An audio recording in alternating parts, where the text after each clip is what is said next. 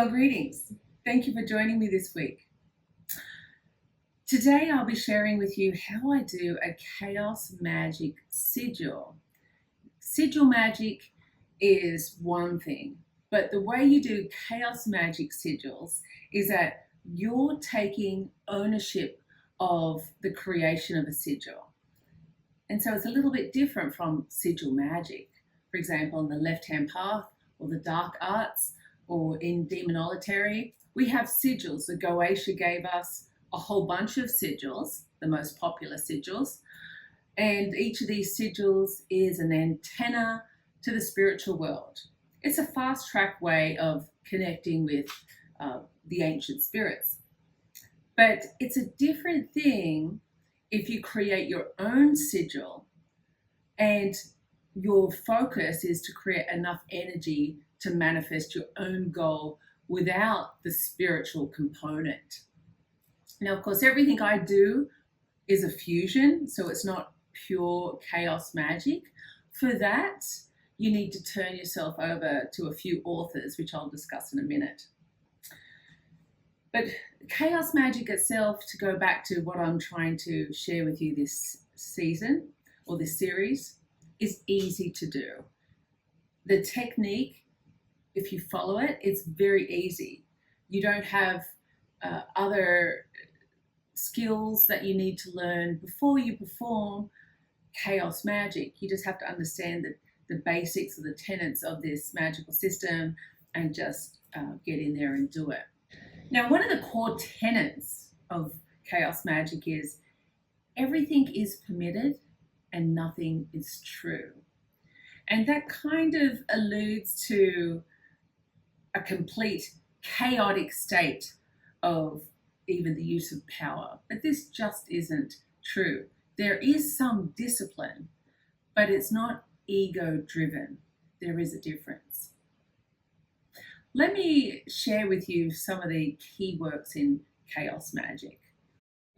Austin Osman Spare died before really the launch of chaos magic. However, we should give credit to Spare because he developed the use of sigils and the use of gnosis to empower the sigils. The most basic sigil work recapitulates Spare's technique, including the construction of a phrase detailing the magical intent, the elimination of duplicate letters, and the artistic recombination of the remaining letters to form the sigil. Phil Hine, in his book Condensed Chaos, says, "The simple message of chaos magic is that what is fundamental to magic is the actual doing of it. That, like sex, no amount of theorizing and intellectualization can substitute for the actual experience." So in saying that, am I a true chaos magician? Chaos magicians who only do chaos magic would definitely say, no, I'm not. Obviously, I'm on the left-hand path, and obviously, of course, I work from a place of ego when I'm on a left-hand path. But it's really good to try and give yourself some mental exercise if you want, and learn other magical systems. And I love the purity of chaos magic, hence why I perform it. Now, of course, I've modified it, as I said before, and what I'm about to show you now is my modified version for chaos magic rituals. I'll give you lots of tips along the way, but I do encourage you to read some of the books. I'll place the links below and see if you want to be a chaos magic purist or not. And of course, I'll put some notes on the blog post on the Black Witch Coven page, which will give you lots more info about chaos magic and some of the founders of this movement back in the 1970s. I'll share with you some of their videos on that page as well. But anyways, let's get into it. Let me show you a simple chaos magic ritual. Okay, so let's talk about step one. Step one is writing out your intention or your magical statement.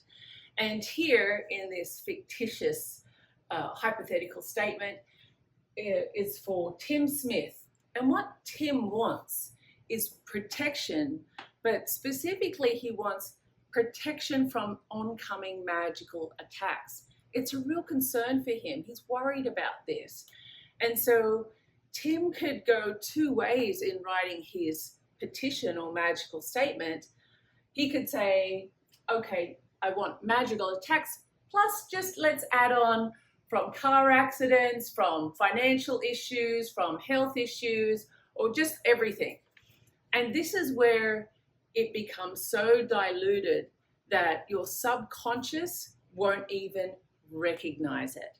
The goal is to have your subconscious mind will something into consciousness. That's the key.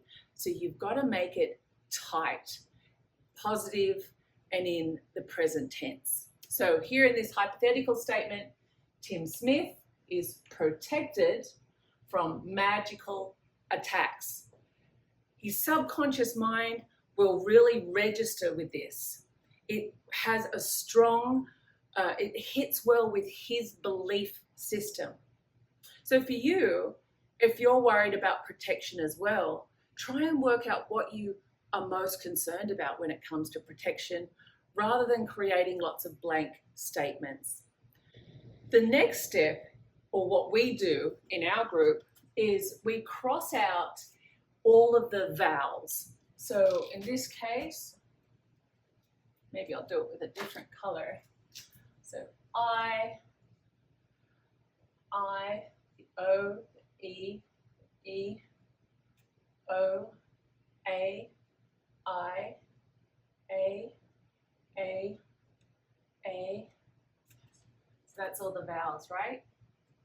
Okay, the next thing we cross out is any repeating letter. So in this case, the T,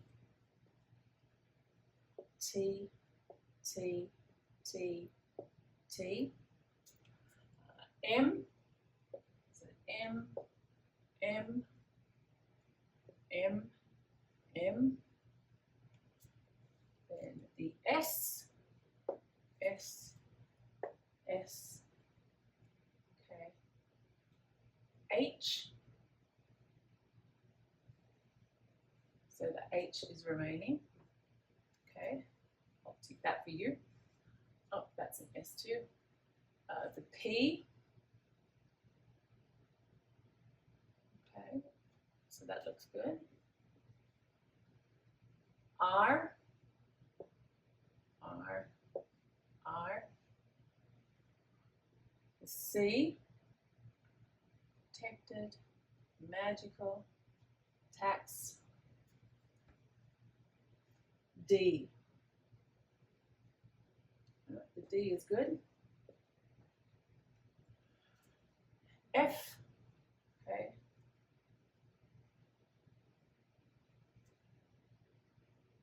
L,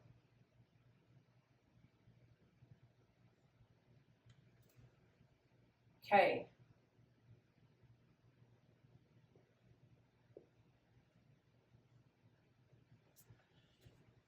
Now we're left with a random group of letters that we're now going to create a sigil from. So let me remove.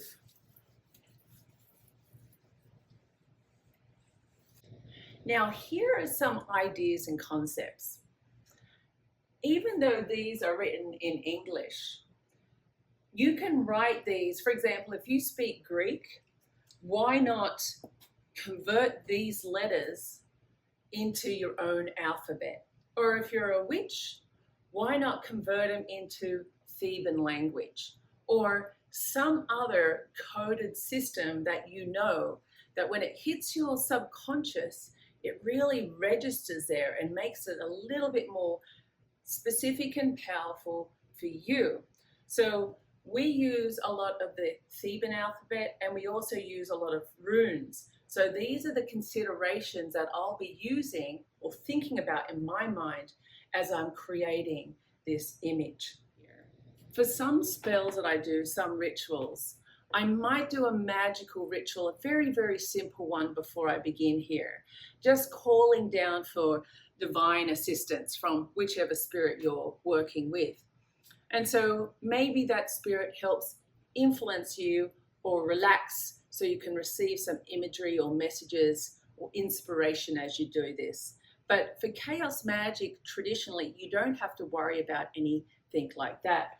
What you're going to do is basically just create a sigil out of these letters. So when I'm doing this, it could take me some time. I'll do a simple drawing here today, but in reality, it can take me half an hour to an hour just to get something that I feel comfortable with before I actually give it some level of texture or design. So the letters, they can be upside down, they can be back to front, they can run into each other. You get playful with it. It doesn't have to mean anything. It doesn't have to look perfect. The more abstract you make it, it's actually better. So for example, let me just get creative for a minute.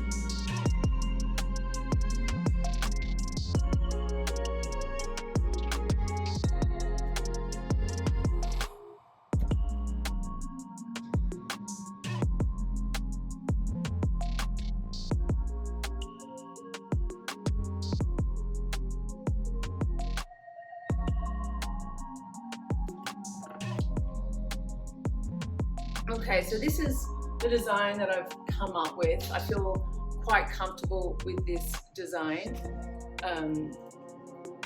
Probably doesn't look as polished as what I would make it, especially if I was handing it over to a client. But it's got the vibe and the energy that I want for this protection sigil. So the only other thing that I do is that I put a circle around it.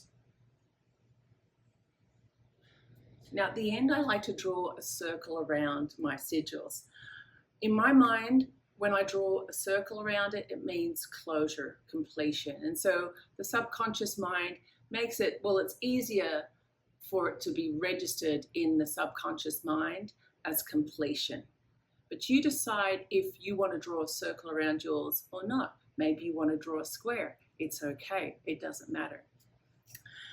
And the other thing that I do is that because I'm into the runes, I will probably also draw runes around this shape that also help with the intention of the desire.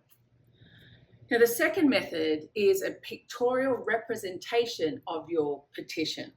And the way you create this is a little different. Of course, it varies from practitioner to practitioner, but the way we would generally do it is that we get into a trance state or you meditate for a period of time on your intention. Sometimes when you're new, that is very difficult to do. So you decide which method. But basically, when you're meditating, you're going to be coming up, or your subconscious will throw you some imagery of what you feel like would represent what you want. So of course, I'm not spending half an hour in meditation in this video and bore you crazy. But for example, if I was meditating for a while and I'm thinking about the protection, when I think about protection, maybe something like this could be one of the symbols. And then from magical attack, I can't draw something like creative right now while I'm thinking with my conscious mind, but it might be, I don't know, something like this.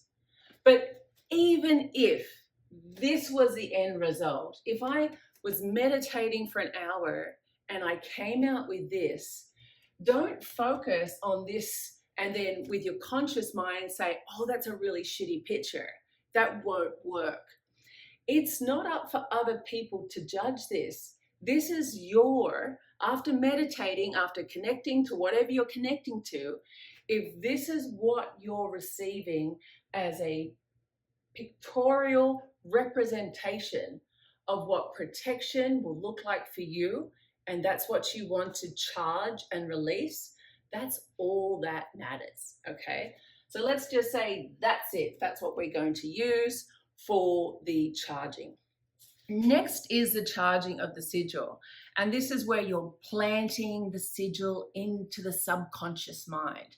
I personally like to do it a little different depending on the spell or the Chaos Magick petition that I'm wanting to get out there. So with Love Magic, I like to raise or activate the sigil via sex magic or via masturbation. And what this means is that when you're activating the sigil, you're pleasuring yourself while looking at that sigil. And you're doing it while you're raising that energy. And when you're ready to charge that sigil, you're going to release that energy into the sigil itself. And then so be it, it's done. So raising that energy and the process, really you want to try and do it for at least 15 minutes or half an hour. Some people that's a long time, but remember it's not just the pleasure of sex or masturbation, it's actually the raising of the energy, it's a charging of the sigil. So you've got to be able to focus on the goal, the magical goal in sex magic. That's a different video altogether, isn't it? Probably not a YouTube video for sure, but that's what you do. Now, I often put some of the liquids onto the sigil itself. If it's for hexing or cursing work, maybe I'll activate it through the flame, like the black flame. And so I'll be really meditating, if you want, looking at that sigil in front of candles in front, looking at the sigil while I'm maybe chanting, maybe thinking about the goal, what I actually want, saying some power words or repeating that petition until I really feel like it's raised or activated that energy. So what about activating a money sigil? What would be a good way to activate that? Well, laughter or dance could be a good way to activate that. So laughter is very, very powerful because it changes basically the way your body engages with the magic. So just try it yourself. Like if you force a laugh out loud, okay, we'll do it together.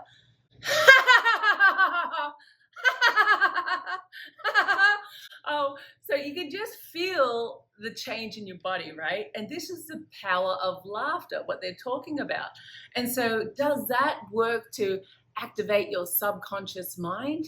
Yeah, activates everything. And so this can be a very powerful way to do it. It's going to be hard to do that for like 15, maybe 30 minutes. But even if you can do that for a few minutes to really activate it, focusing on the pleasures of what you're asking for and activate your money magic sigil like that. Another way to do it, say for example for protection spells, maybe you want to go into a deep meditation or focus on the flame of the candle for a period of time and really allow your to slip into that subconscious mind and really use that mind's eye to focus on the image that you've just created, and then close your eyes and let your eyes project that visualization into the subconscious. Do that for a few minutes, stare back into the flame for a couple more minutes, close your eyes once again. So do that technique. I think that is probably the best way, especially for someone that's brand new, because there's a lot of various witchcraft or occult skills that you're actually learning at that same time. The power of visualization with your eyes closed. I think that's really powerful. So that's a good way to do it. So there's lots of ways for you to actually activate that sigil, right? So now the next step is the banishing, getting rid of the sigil altogether. Now this is also, I have a different method of doing this depending on what the sigil is. So if it is for hexing or cursing, I will banish it by fire. I'm going to release and get rid of it. I don't want to think about it anymore. I'm going to trust that this process that I have done has done its thing. And so in order to release it from the subconscious into the ether, you've got to release it, because otherwise you're holding on to it. That's actually a big mistake many people make in their magic. They hold on to it for a long period of time. And I know it's difficult when you're new to magic, or if it's a painful situation, if someone's really hurt you and you've performed a Chaos Magic ritual or any type of spell, it's very hard just to forget about it.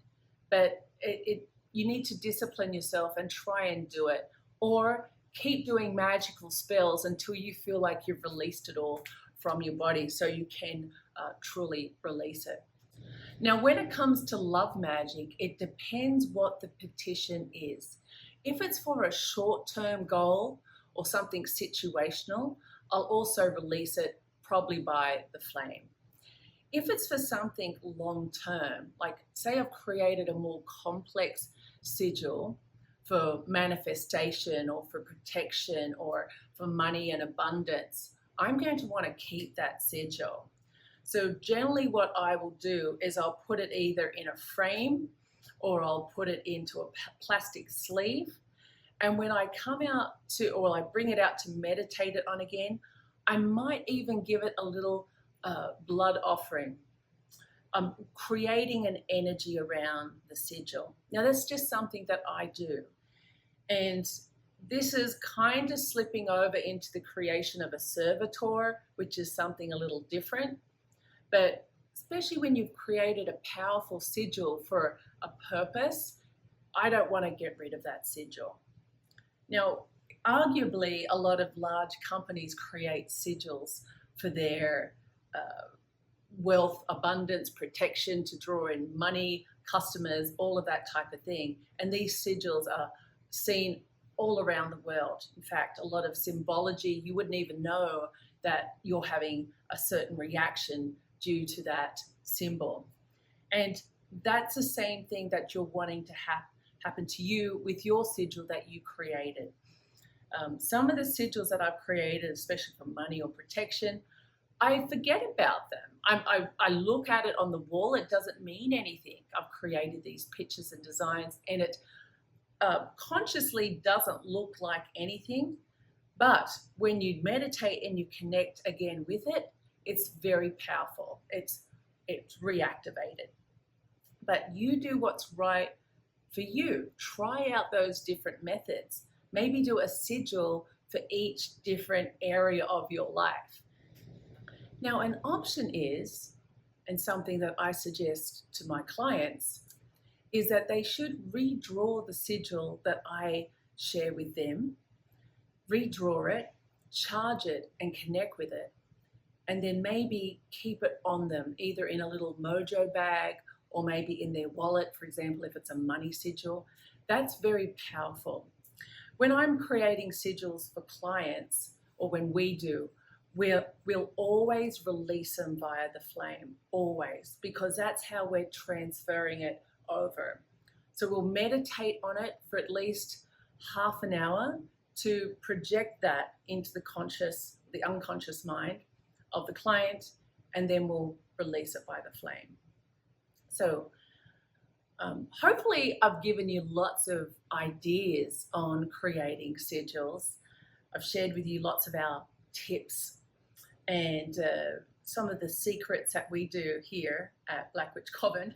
My last tip is that if you have a sigil that you really, really love, why not put it into a piece of jewelry that you wear? It doesn't have to be made by someone else or designed by somebody else for this to be powerful. In fact, some of the most powerful creations that you can wear either as jewelry or as a tattoo will be something that you've personally made yourself. And remember, you don't have to explain it to anybody. To keep silent is to keep that magic contained within yourself. You can talk about Chaos Magick with your friends, and of course, Chaos Magick itself is an intellectual style of magic, I would say. But to discuss the intricate design of your Chaos Magick sigil with other people, I feel like you could dilute it. All right, so that's all I have to share with you on this matter. If you have any questions, I'm going to write a blog post about this on the Black Witch Coven website, so you're free to ask me questions under that blog post. I'll have more chance of seeing it there. But otherwise, may your spellcasting